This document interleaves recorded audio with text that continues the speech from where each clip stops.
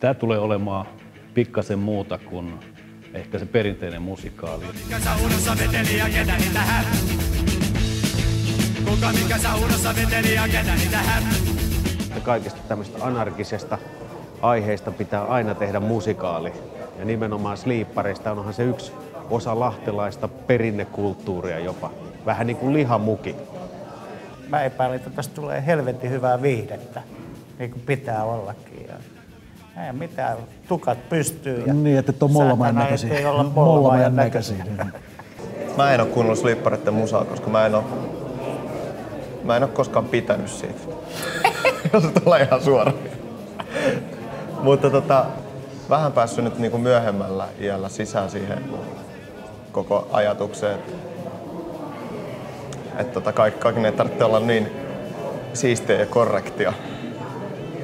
Välillä voi vähän sikaillakin. Lapsena tuli kuunneltua metsäradiota ja lähestulkoon kaikkia muitakin sen aikaisia tuotoksia. Sanotaan näin, että jonkun aikaa kesti, että ymmärsi ja en ole ymmärtänyt vieläkään, mitä niissä lauletaan.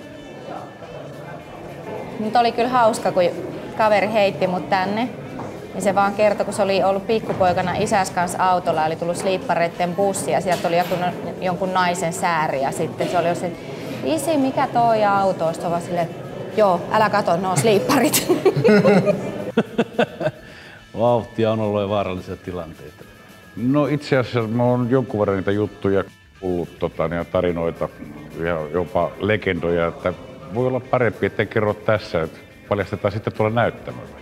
No mä muistan, että oli pulupaini niin aina jossain vaiheessa niin olevina Anne Pohtamon kanssa ja silloin oli kinkku painikaverina. Ja se kinkku oli se Anne Pohtamo. Nimenomaan. Sanotaan näin, että Pulutilassa aina Torven tiskillä musta ryssä, mutta se piti olla kotimaisella kahvilikörillä, koska se oli jostain kuullut, että se on 20 senttiä tai 20 penniä halvempaa. Se on aika huurusta aikaa.